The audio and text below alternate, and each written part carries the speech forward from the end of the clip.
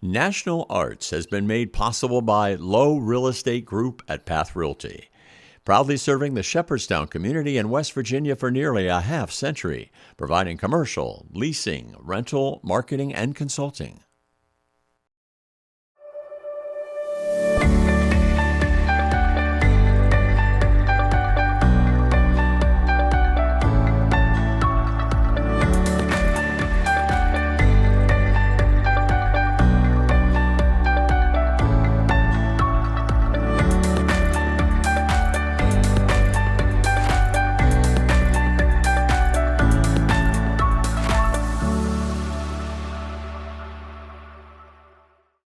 Hi, I'm Mike Baker, and welcome to National Arts.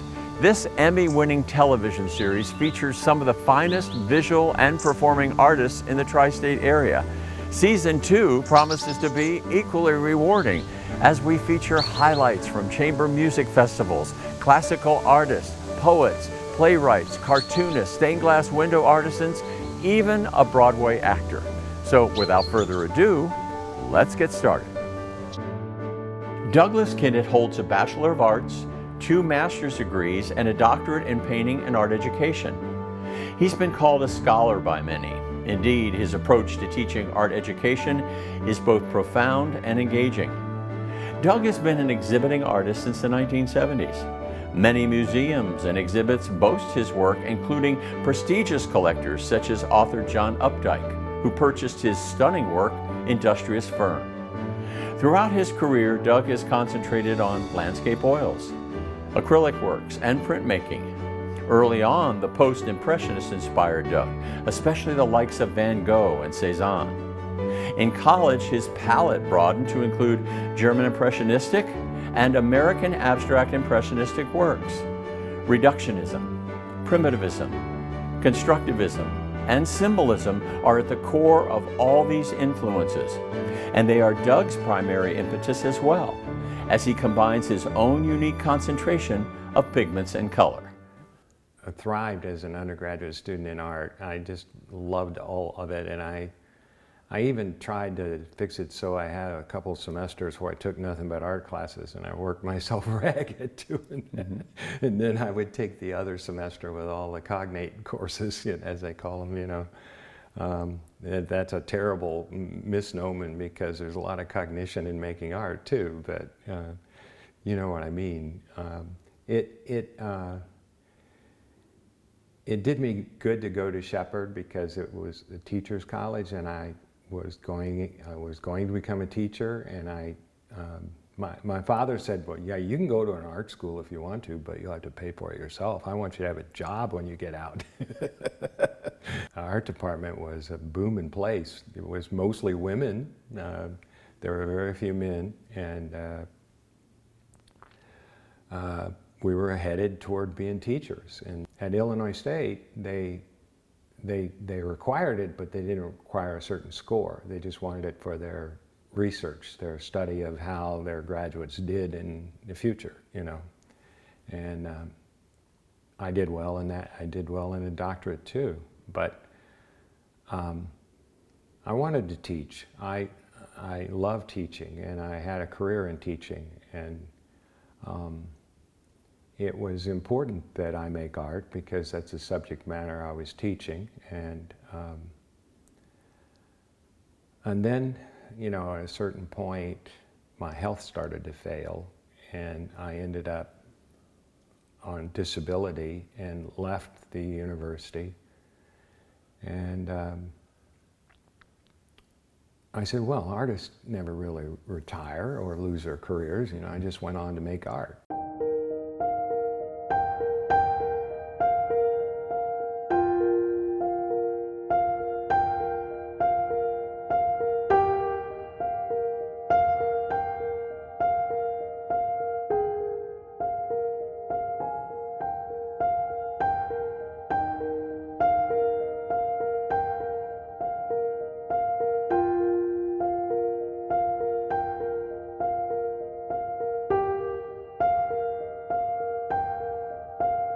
You say that work hovers between idea and action.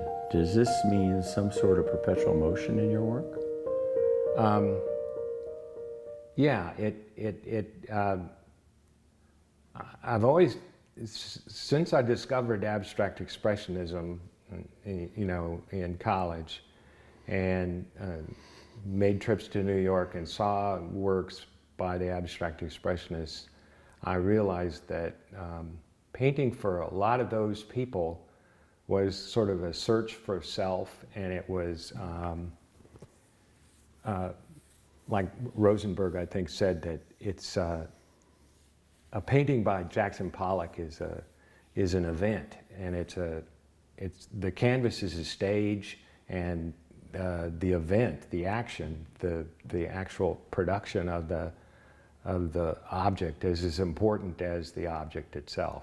And so gesture is real important, and it shows personality, it shows investment in the subject, and in ways that can only happen with a painter, in a way. And so yeah, I think that's kind of fundamental to the way I paint.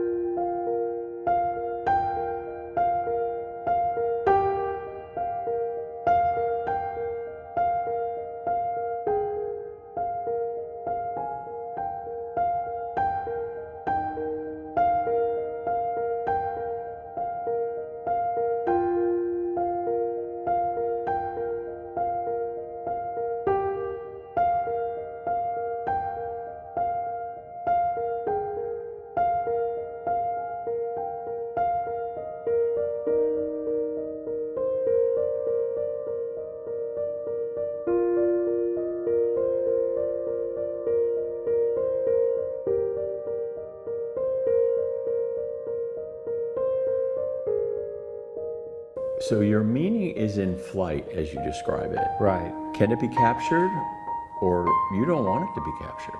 Well, sometimes it happens to me as I'm doing a painting. I don't necessarily know where I'm going, and sometimes I find the meaning in a painting after it's been painted. And I remember one time having a conversation about one of my paintings with an open house that we had, and this woman was going, "Oh yeah, right." I titled it Mark Train to West Virginia, and I decided that after the painting was finished. I didn't start with the subject and go from there. I found the subject by doing the painting, and that happens to me quite often. Sometimes the paintings I don't know what they're trying to say until I get further along, and that's I think probably characteristic of primitive art too. That, you know, primitive artists are making something that starts out as just a symbol for life or something like that, and then it becomes more specific because of a certain way that they did it. This is where I work. This used to be my ceramics studio when I had a tile business. But it got to be too difficult for me physically to keep doing the ceramic work. So I moved into here because it's a larger room for my paintings, and I can have paintings in progress, you know, laying around. And this is the work I'm on now. It's I'd say about a third of the way finished. I don't start really organizing them until I get the whole thing drawn out and covered with color. And then I go back and make adjustments to everything. And so I can't always tell how long it's going to take to finish a painting because I don't like the adjustments. I keep doing them. And that's the wonderful thing about acrylic painting is it dries rather fast. You can change a color real quickly. So I do most of my work with acrylic, but sometimes the acrylic is an underpainting when I come back over it with oil. I always did spend a lot of time trying to gather experience from nature, and I think of most of my paintings as landscapes, even though they're not obviously a landscape of a specific place. They're more generalized, they're more universal, but the environment is the source material for art. And it's the,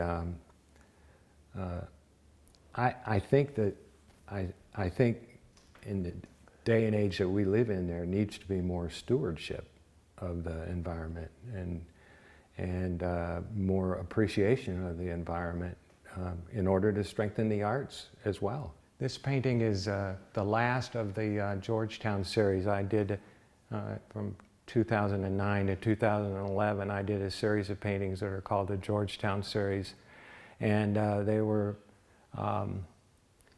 inspired by my experiences of wandering around in Georgetown. We have a friend who has a condo in Georgetown and a home here in Shepherdstown.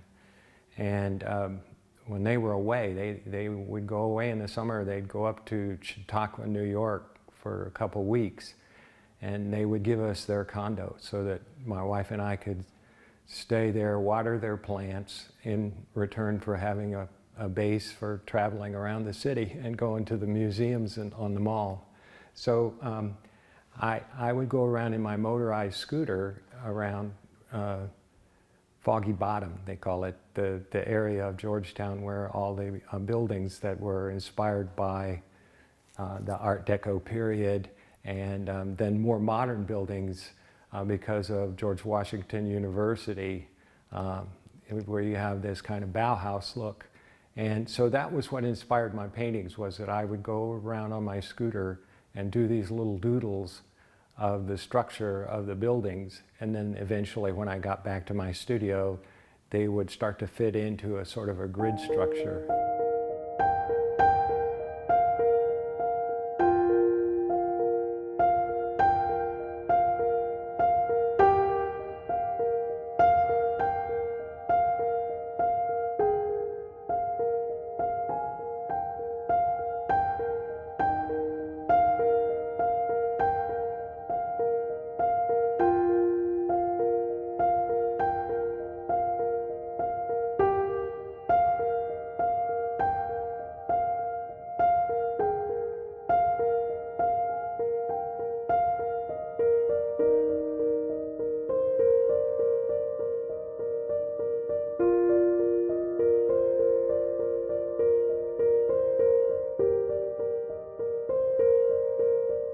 If your work was a play, then structure is the character. Now, not necessarily the protagonist all the time, but maybe a supporting role. Is that apropos? Yes, I think of structure a lot, and the way a painting is put together is sort of like putting together a puzzle, and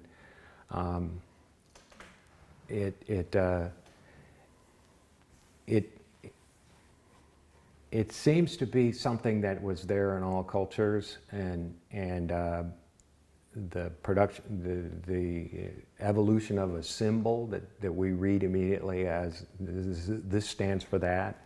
I'm discovering that there are a lot of symbols that people have lost the meaning of, and there are a lot of symbols where the meaning has changed, and I find that fascinating. And it is a structure, you know, a mark is a structure, and how the mark is how the one mark is followed by another produces a structure. And so I think that paintings benefit from being analyzed, you know, from being looked at and taken apart and put back together in the mind, in the eye and the mind. And so yeah, whenever anyone uses that word structure, I go, yes, of course, that's what it's about. There are about 30 or so paintings that I've done in the Temple series. I think I've exhausted the ideas and go on to other things, and I keep coming back to it because I think it's something else. So I don't know how many there will be before I stop making the Temple series. I'll probably be doing them the rest of my life, but they're built on that structure of a square and a circle and the interrelationship of the two. And so I start with a square usually at the bottom and a circle usually at the top of the rectangle. And I've actually done one upside down that I don't have anymore. I sold to a friend, but they've evolved over time, and they're starting having sort of a collage quality to them, and quite often I stick pieces of wood in them, like this one here. The structure of the temple is made of certain materials like stone and wood and that sort of thing, and I think a lot about the little churches that are in towns in the Midwest that have been there for 150 years and usually made of wood.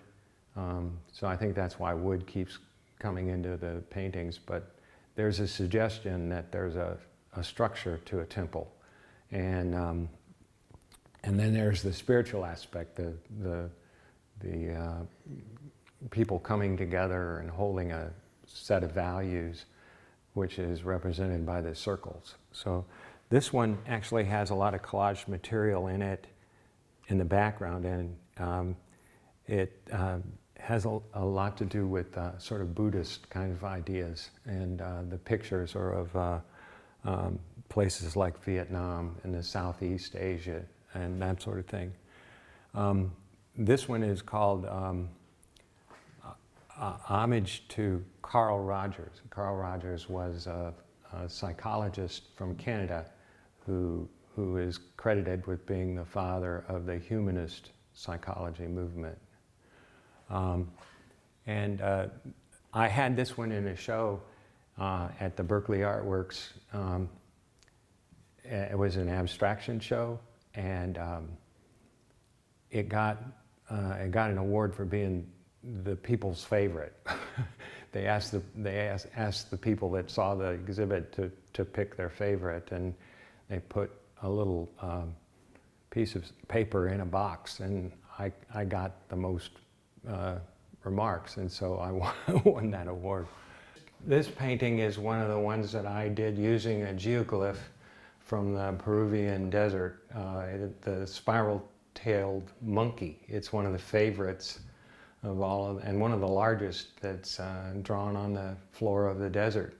And to see how I use them in a different context, the title of the painting is "It's the Economy, Stupid," which is a phrase that they used when Bill Clinton was running for president. This is a painting from a series that I did called the Shepherdstown series when I was a senior in college. And I think there were about 30 of them, and they were all very small. It's 11 inches by 15 inches. They're painted on pieces of wood. And I did this series to have a show, and I sold each of them for $45 each, and I got enough money to rent a truck and move to Morgantown to go to graduate school.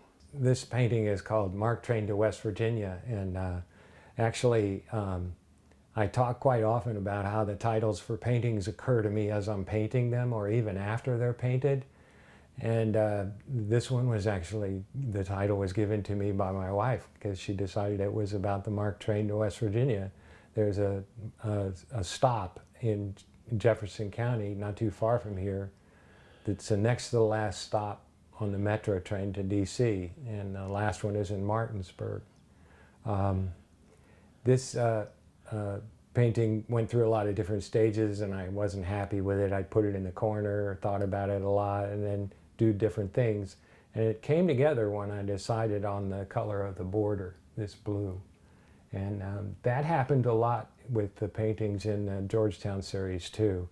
The border that holds the image in has to be the right color for the rest of the painting to come together. And so that becomes a real important thing for me. And sometimes I change that color many times. And not just shades of blue, but from blue to orange to whatever to get it to come together. And I couldn't tell you how I made that blue, but I know I tried a lot of different variations of it before I got what I wanted. So it's special to me for that reason, but it's special to her because she got to give it a title. There's a funny story about an artist here in town who sets up on the sidewalk in Shepherdstown and paints, and people come by and watch what he's doing, and he's got this little gimmick where he says, I can't decide what blue to put here in the sky. And he puts out 3 different colors and lets the person who's onlooking decide on the color. And of course, then they come back and they've got an investment in the painting. They want to buy it. This painting is called Little Pink Houses, obviously. It's probably the most obvious painting I've ever done. It's an homage to John Mellencamp. And of course, he wrote that song called Little Pink Houses, one for you and one for me. This painting is called Watching the River Flow, and it's named after a song written by Bob Dylan. When did you first hear the song? I heard this song for the first time probably in the 1970s, and I've always liked Bob Dylan. I have books that I read the books like they're poetry, and I like his songwriting a lot.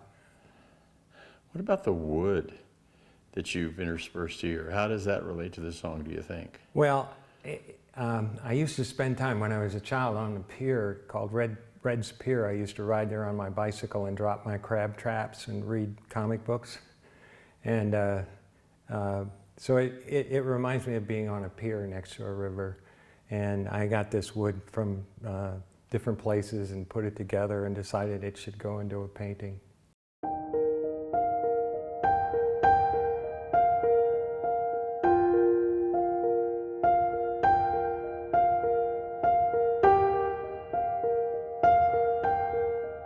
Why does it become such a struggle for the artist to integrate geometric and organic forms? Is it because one tends to limit and the other tends to free? Yeah, I think so. It's you think of a circle, and a curve has.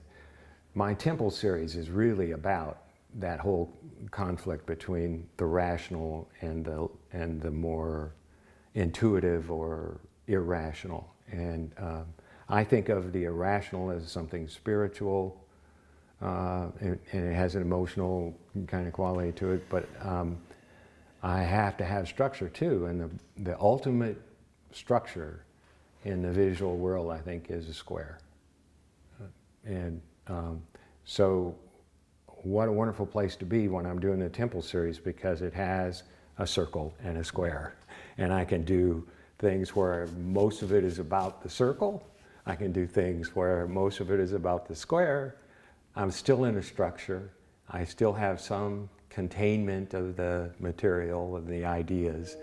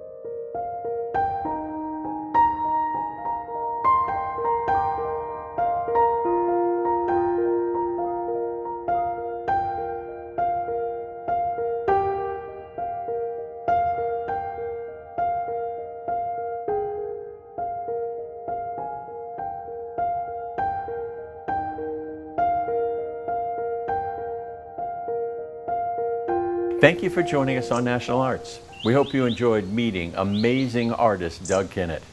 Until next time, remember, art was meant to be appreciated, so you be a part of it.